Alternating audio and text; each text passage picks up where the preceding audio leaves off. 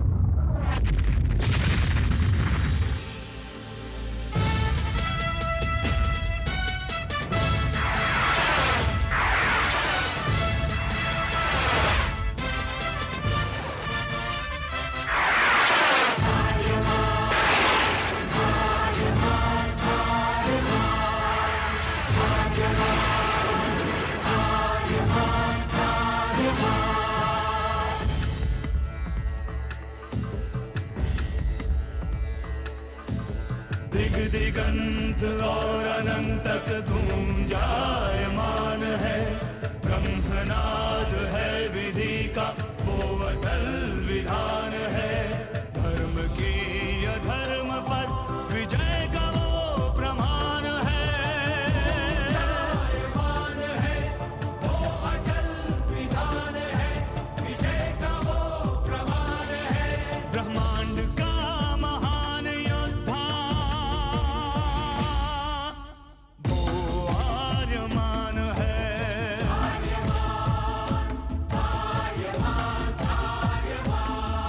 ब्रह्मांड का महान योद्धा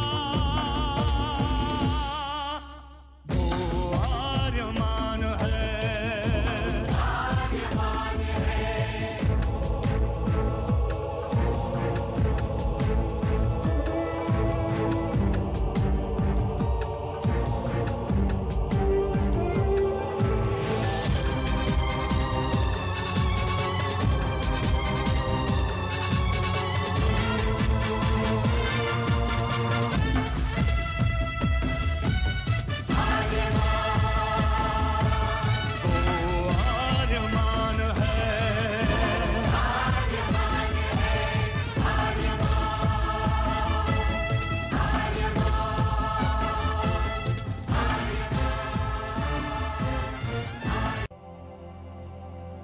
अनंत असीम ब्रह्मांड, अद्भुत विशाल विराट, जहां असंख्य आकाश गंगाएं प्रतिक्षण बनती रहती हैं, मिटती रहती हैं।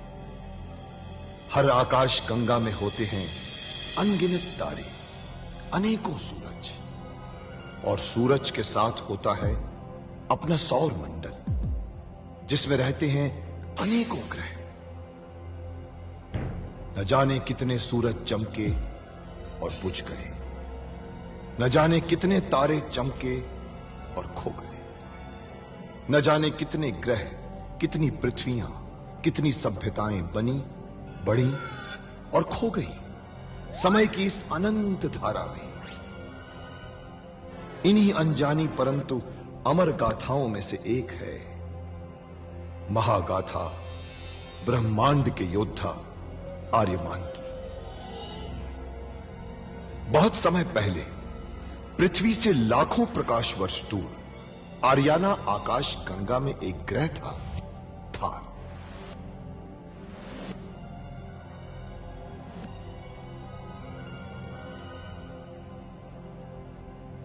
थार एक रेगिस्तान था, पानी की बूंद नहीं थी, फिर भी पूरे ब्रह्मांड के लिए मूल्यवान था थार, क्योंकि थार में थी ऐसी खाने जहां से दुर्लभ जीवनदायी पदार्थ निकलता था, जिसे थारस कहते थे। यह किसी भी ग्रह की जहरीली से जहरीली हवा को भी रासायनिक प्रक्रिया से प्राणवायु बना देता था, जीने के लायक बना देता था। कहावत थी, थारस जिसके वश में, पूरी आकाश गंगा उसके वश में। आर्याना आकाश गंगा की संरक्षक संस्था ओमियान के नियमों के अनुसार थारस को कोई भी व्यक्ति अपने वश में नहीं कर सकता था। यहां तक कि थार ग्रह का राजा जारांत भी नहीं। राजा होते हुए भी जारांत अपना राज्य गणतंत्र प्रणाली से चलाता था। खानों से निकलने वाले थारस का 25% भाग ही थार ग्रह के हिस्से में आता था। बाकी का हिस्सा ओसेक अंतरिक्ष संगठन में चला जाता था। ओसेक आरियाना आकाश गंगा के व्यापारियों का संगठन था और जिसका संचालन अंतरिक्ष में बनाए गए एक कृत्रिम ग्रह ओसेक से होता था। मगर ओसेक संगठन में कई व्यापारी ऐसे भी थे जो अति महत्वाकांक्षी थे, जो पूरे ब्रह्मांड में अपना आधिपत्य स्थापित करना चाहते थे। परंतु जब तक ओमियान था तब तक कोई कुछ नहीं कर सकता था। ओमियान अंतरिक्ष के लोगों की संरक्षक संस्था थी जो अंतरिक्ष के निवासियों के हितों का पूरा ध्यान रखती थी और अपनी शांति सेना के द्वारा संपूर्ण ब्रह्मांड में शांति और व्यवस्था बनाए रखती थी। इसी ओमियान संस्था का अध्यक्ष था महान होशिंग। होशिंग जिस ग्रह पर रहता था उस ग्रह का नाम था कुरुक्षेत्र, जहां आज छिड़ी हुई है एक महाजंग।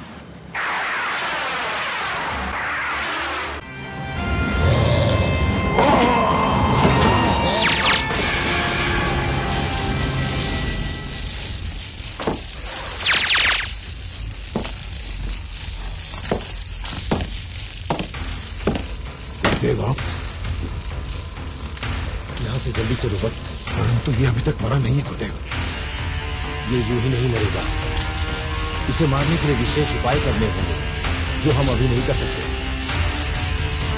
इससे पहले कि ये जीवित होकर हमारे लिए संकट बन जाए, निकल चलो यहां से।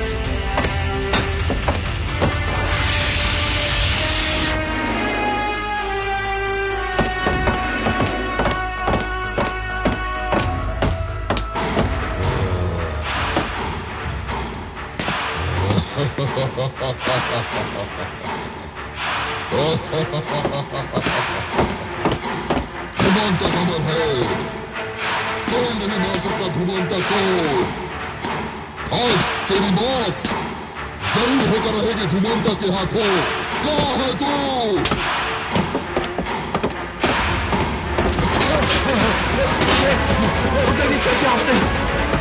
मैं तुझे जिंदा नहीं छोड़ूंगा शैतान। मत करो मत करो, जाओ यहाँ से। तुम्हें जाना होगा। जाओ यहाँ से। मैं आपको छोड़कर नहीं जा सकता गुरुदेव। ये हमारी आज्ञा है। जाओ यहाँ से जाओ।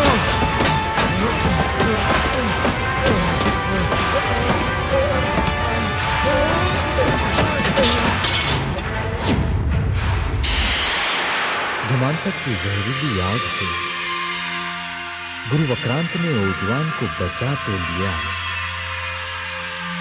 मगर अपने प्राणों की आहुति दे दी। ओजवान का बस अब एक ही लक्ष्य था, धुमांतक की मौत। और एक दिन इसी का हल ढूंढने वो जा पहुंचा वैज्ञानिक कक्ष में।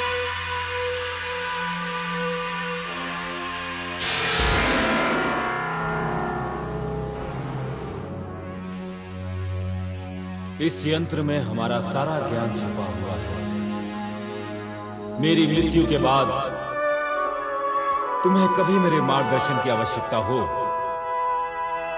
तो इसे लेकर यहीं चले आना और इसे उसी के स्थान पर रख देना। यह स्वयं संचालित हो जाएगा।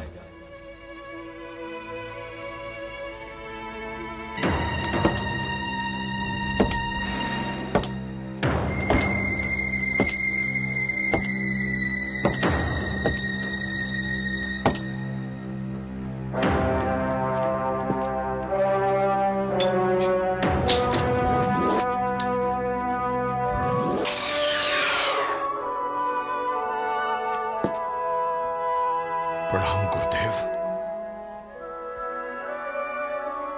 तो तुम्हें मेरे मार्गदर्शन की आवश्यकता पड़ ही गई वत्स। जी गुरुदेव, आपने मेरे लिए बलिदान दे दिया। भावुकता नहीं वत्स, भावुक मत बनो। हमने कहा था ना, हमारा मिलन जन्म जन्मांतर का है और होता रहेगा।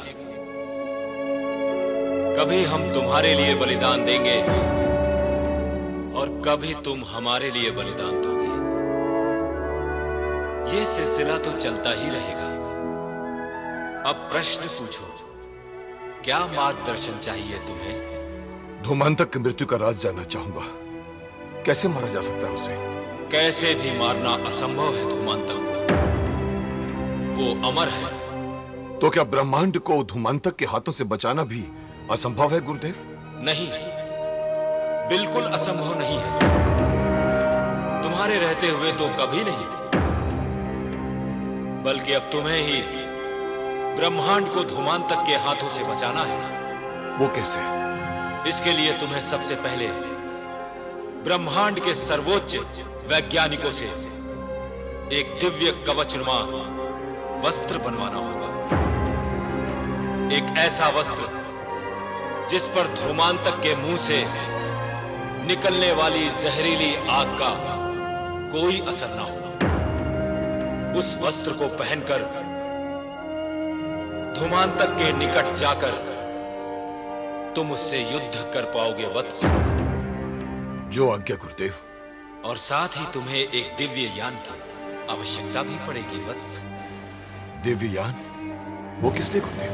धूमांतक को बंदी बनाकर उसे काल आकाश गंगा में वापस ले जाने के लिए। साथ ही तुम्हें एक दिव्य तलवार की भी आवश्यकता पड़ेगी वत्स। एक ऐसी दिव्य तलवार की जिसमें ब्रह्मांड की सर्वोच्च ऊर्जा समाहित हो। वो तलवार भी मैं बनवा लूंगा गुरुदेव। उसी तलवार से ही खत्म होगा ना धूमांतक? नहीं,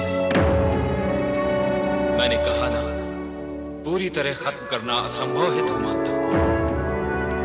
इसीलिए मेरी पूरी बात सुनो। काल आकाश गंगा में जाकर तुम्हें उस दिव्य तलवार से धूमांतक पर वार करना होगा।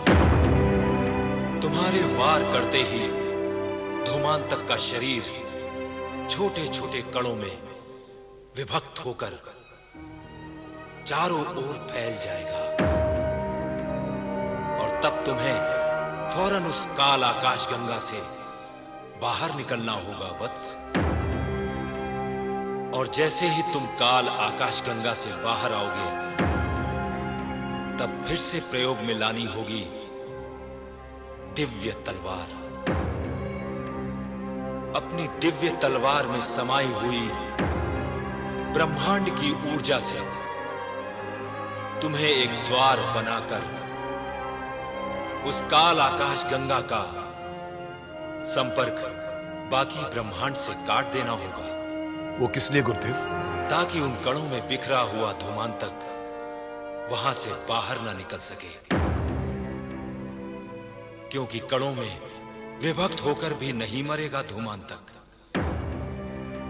उसके कण कभी भी आपस में जुड़ सकते हैं, तब वो फिर से जीवित हो जाएगा। इसलिए तुम उस काल आकाश गंगा का संपर्क पूरे ब्रह्मांड से काट देना, ताकि अगर फिर कभी धूमांतक जीवित हुआ तो काल आकाश गंगा से बाहर नहीं निकल सकेगा। यही होगा गुरुदेव। तो फिर यान और तलवार को बनाने में जुट जाओ वत्स। जो आज्ञा।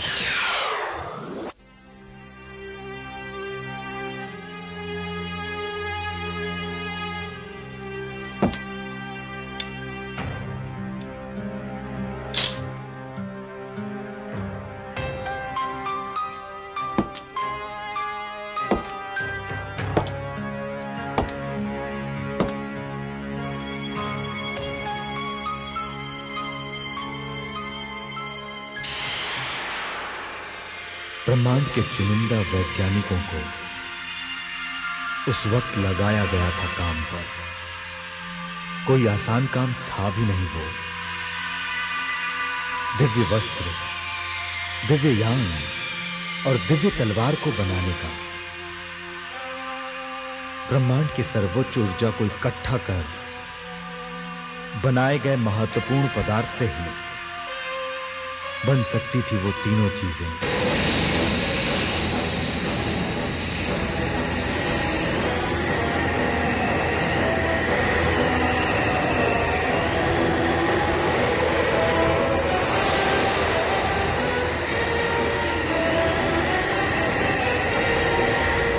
वैज्ञानिकों ने ज्वालामुखी से भरे हुए एक ग्रह में प्रवेश किया, जहां से वो ज्वालामुखी से बनी हवा को एकत्रित कर सके, क्योंकि उस लावा से ही उन्हें तैयार करना था ओजवान के लिए एक दिव्य यान, दिव्य वस्त्र और एक दिव्य परिवार। फिर ले चले उस लावे को अपने घर किया।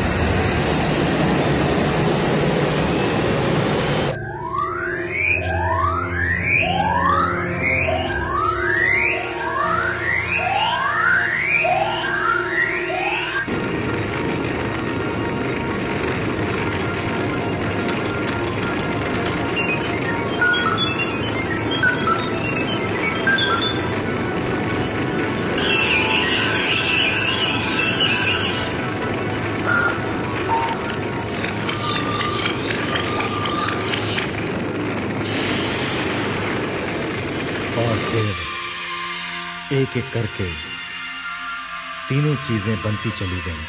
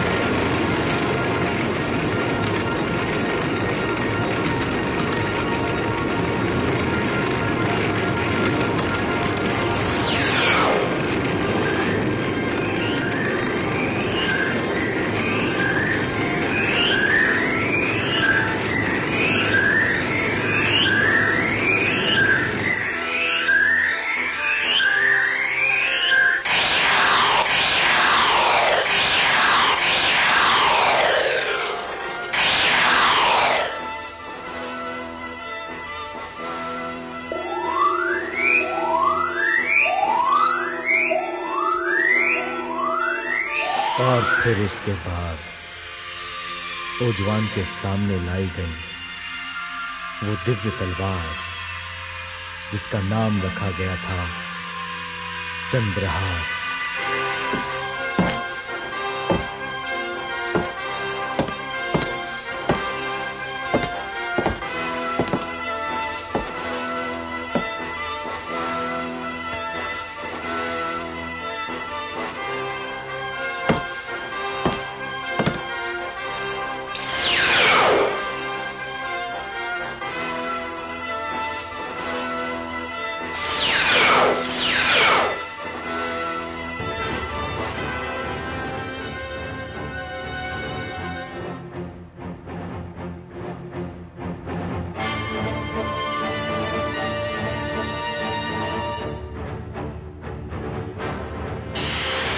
दिव्य वस्त्र को ऐसा बनाया गया था जिस पर तेज से तेज आग का कोई असर नहीं होता था।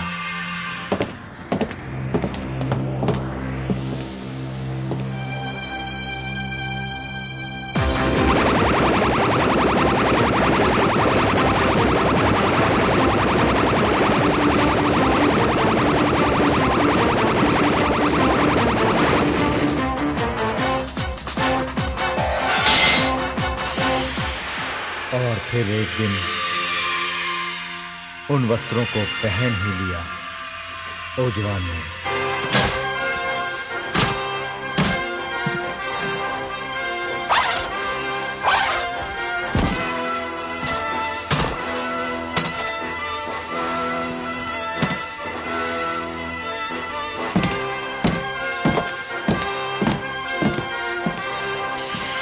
इस बीच दिव्ययान भी तैयार हो चुका था। दिव्य वस्त्रों को पहनकर चंद्रहास को लेकर ओजवान पूरी तैयारी के साथ चल पड़ा धूमांतक को खत्म करने के लिए अपने यान की ओर।